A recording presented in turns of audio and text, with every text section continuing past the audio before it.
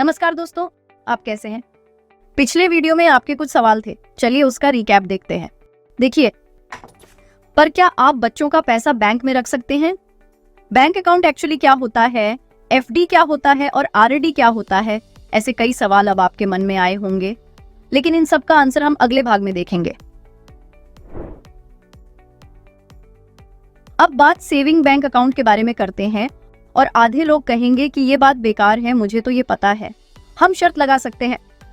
अब अगले 5 मिनट में मैं सेविंग अकाउंट के बारे में जो कहने जा रही हूँ, जरूरी नहीं कि आप 100% पॉइंट्स को जानते हो। अब देखते हैं कि क्या मैं आपके नॉलेज को बढ़ा सकती हूँ। और अगर आपका नॉलेज बढ़ता है तो इसे कमेंट सेक्शन में शेयर करें। जब एनसीएफई द्वारा सेविंग डिपॉजिट अकाउंट या सेविंग बैंक अकाउंट के बारे में एक सर्वे किया गया था, तब पता चला कि भारत में जितनी लोक संख्या है उनमें से सिर्फ 49% लोगों के पास अपना खुद का एक बैंक अकाउंट है। बहुत बुरी सिचुएशन है। और जिन लोगों के पास बैंक अकाउंट होता है वो सेविंग अकाउंट में ही पैसा रखते हैं या वो एफडी या आरडी करते हैं। जब उनका सर्वे किया गया तो पता चला कि सिर्फ 11% के पास एफडी थी और सिर्फ 13% के पास आरडी थी। हम थोड़ी देर बाद एफडी आरडी के बारे में जरूर डिस्कस करेंगे। पर अब अगर हम एक कदम आगे सोचें तो हम सोचेंगे कि ये जो लोग हैं जो 49% है एंड सो ऑन, ये बहुत जागरूक जनता है, तो इसलिए इन्होंने एक बैंक में अकाउंट खोला। तो क्या ये वाकई जागरूक जनता है? इसके लिए चलिए एक छोटा सा एग्जाम्पल लेते हैं। अब एक बात अज्यूम कर लेते हैं कि आप यहाँ एक मोबाइल शॉप में आए हैं और एक मोबाइल खरीदना चाहते हैं। तो अब क्या सवाल पूछ रहे हैं? मैडम, क्या इसमें गोरिल्ला ग्लास है?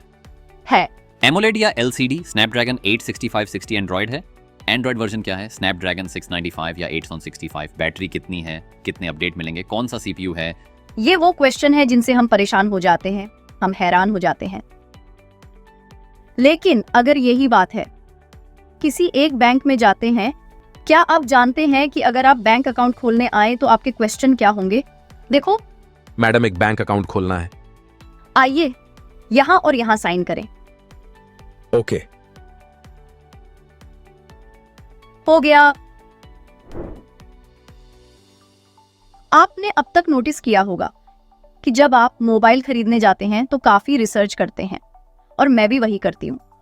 पर जब हम बैंक में अकाउंट खोलने जाते हैं, वो एक सेविंग अकाउंट हो सकता है, पर हम वहां उनसे कोई पूछताछ नहीं करते। जहां क्रॉस है वहां आंखें बंद करके हस्ताक्षर करते हैं, बस। और क्या मैं किसी डेटा के आधार पर बात कर रही हूँ या हवा में तीर चला रही हूँ? बताती हूँ।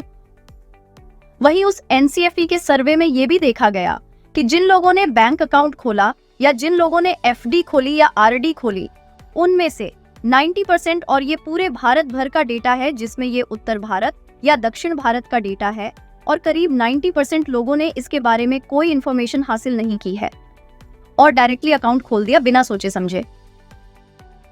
तो अब से जब आप कोई अकाउंट खुलवाएंगे या अपने रिश्तेदारों या बच्चों के लिए जब आप अकाउंट खुलवाने जा रहे होंगे, तो पहले अकाउंट के बारे में कुछ इन्फॉर्मेशन प्राप्त करने का प्रयास करें और फिर अकाउंट खोलें। इससे आपकी इन्फॉर्मेशन बढ़ेगी।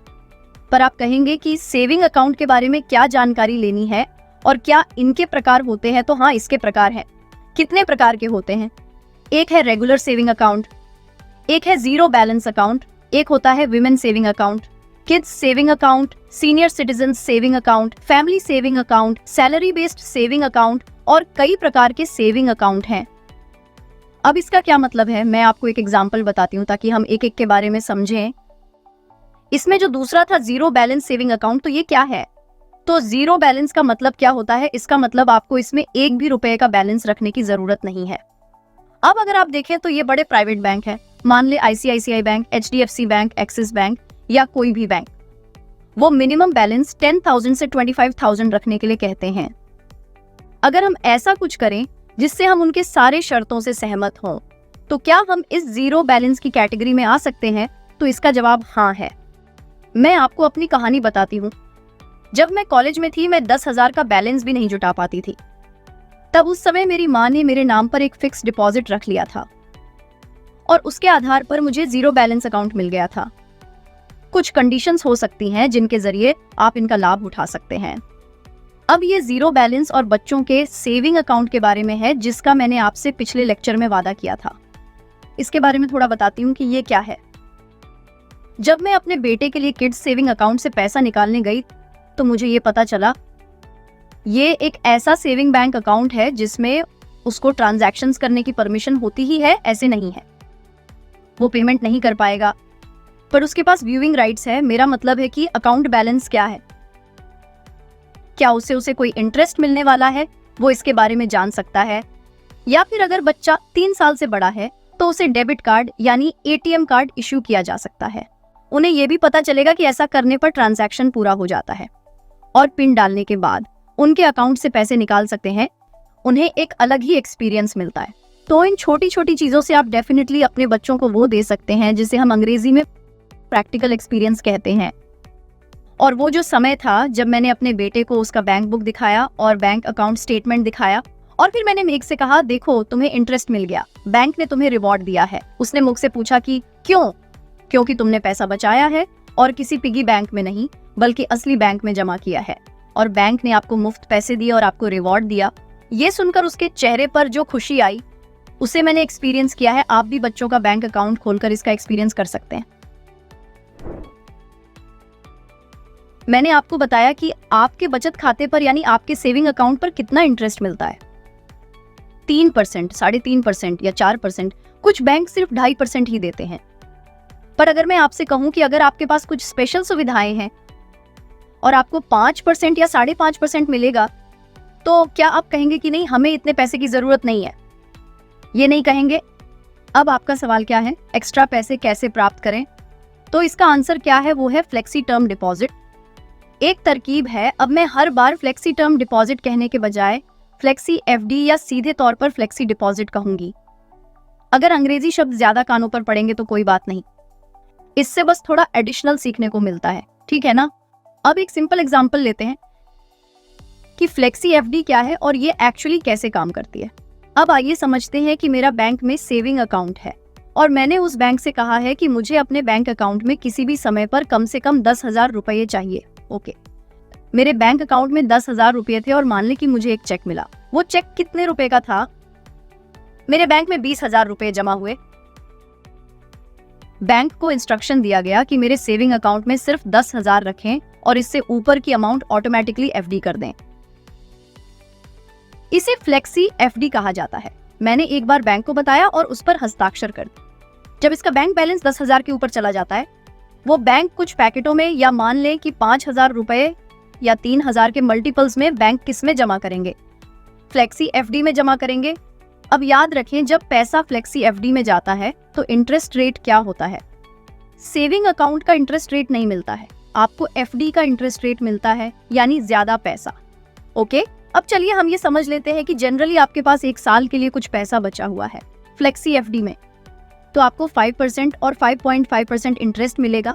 पर अगर आपने उसी साल सेविंग अकाउंट में पैसा रखा होता तो आपको इस वजह से कितना मिलता? ये 2.5 या 3% ही होगा। पर अब अगर आप 1 साल में पैसा निकालना शुरू कर दें, मान लेते हैं कि अगर आपको 15,000 का चेक देना हो तो क्या होगा? 15,000 का चेक देते समय पहले फ्लेक्सी एफडी से पैसा वापस सेविंग अकाउंट में आया और सेविंग अकाउंट से उस आदमी के पास चला गया। अब ये 1 साल के अंदर होता है, तो जनरली बैंक क्या करती है, अगर 5.5% टर्म डिपॉजिट पर है तो 1% कम यानी 4.5% इंटरेस्ट मिलता है। अब आप सोचिए कि आपको टर्म डिपॉजिट पर इंटरेस्ट तो मिल रहा है, अगर आपको आधा % मिल रहा है या 1% ज्यादा मिल रहा है तो क्यों नहीं, ये दिल मांगे मोर, सही है ना? तो आज ही आप अपने बैंक जाकर पता कर लें कि आपके पास फ्लेक्सी एफडी सुविधा है या नहीं। मिनिमम बैलेंस कितना लगता है, ज्यादा इंटरेस्ट मिले तो कितना है, और जो एक्स्ट्रा पैसे मिलेंगे उससे अगर तुम मुझे पार्टी दोगे तो ठीक रहेगा। अब ये एफडी क्या है, हम इस पे थोड़ा ध्यान देंगे क्योंकि अब आपको पता है कि बैंक अकाउंट क्या है, इस पर कौन सी सुविधाएं हैं। ओके, ठीक है। एफडी का मतलब ये है कि आप बैंक में पैसा जमा करते हैं और उस पैसे को एक स्पेसिफिक टाइम के लिए बैंक में ब्लॉक करते हैं। ये कब तक हो सकता है? 14 दिन, 15 दिन या 1 महीना, 3 महीने, 6 महीने, 1 साल, 3 साल, 5 साल, कुछ भी, पर आप रकम ब्लॉक करते हैं। क्या हमें इस एफडी के बदले कोई सुविधा मिल सकती है? उसकी ओर मुड़े। ओके, ठीक है। ये जो पहली सुविधा है जिसे हम ओडी अगेंस्ट एफडी कहते हैं, यानी इसका मतलब ओवरड्राफ्ट अगेंस्ट फिक्स्ड डिपॉजिट।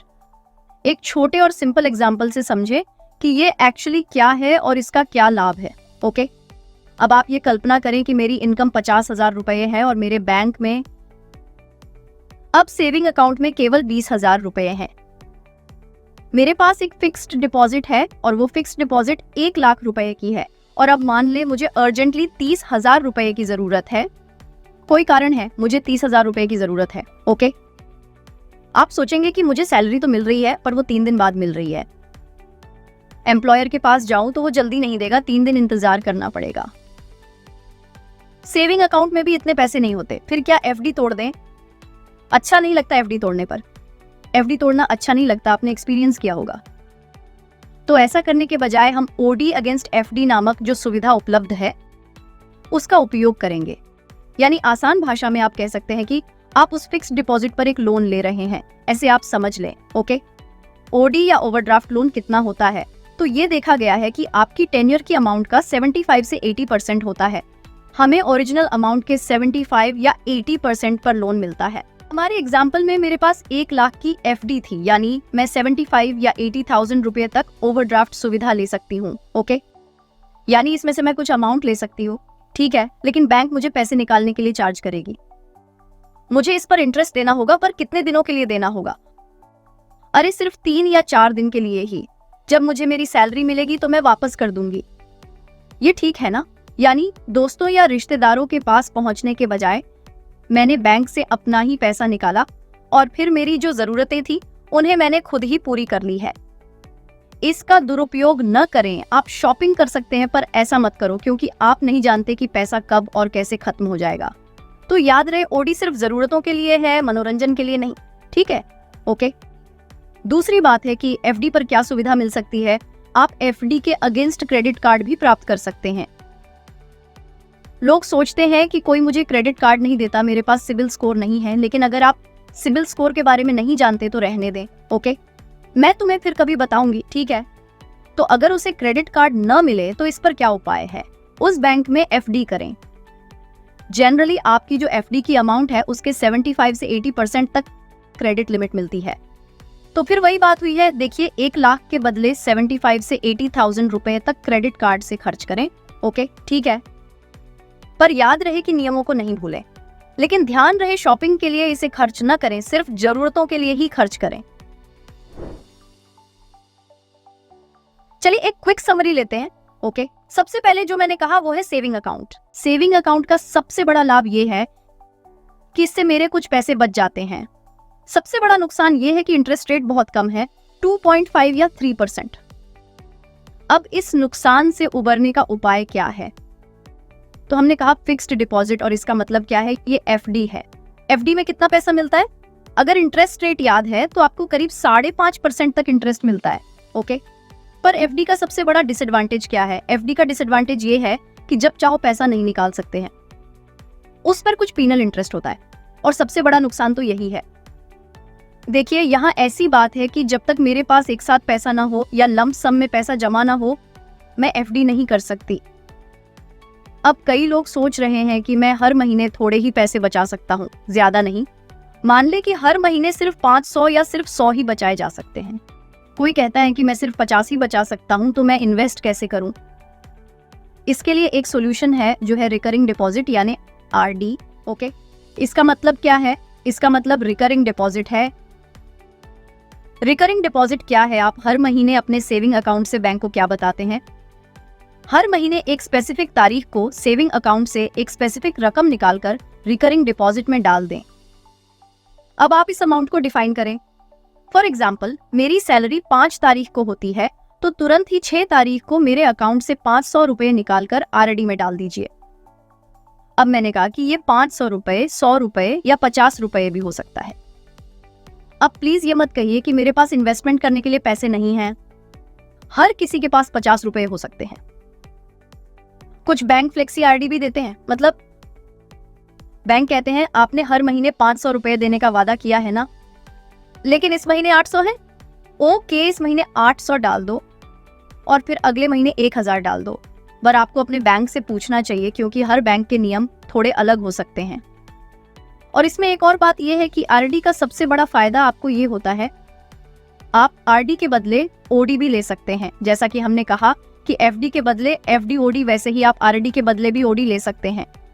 लेकिन यहाँ एक बात याद रहे कि इसका नियम है कि आप उस पैसे के बदले ओडी तभी ले सकते हैं जब आप कम से कम 12 इंस्टॉलमेंट्स देते हों। यहाँ तक ठीक है ना? अब इसमें एक कदम और आगे बढ़ते हैं। क्या आपको पिग्मी सेविंग पता है?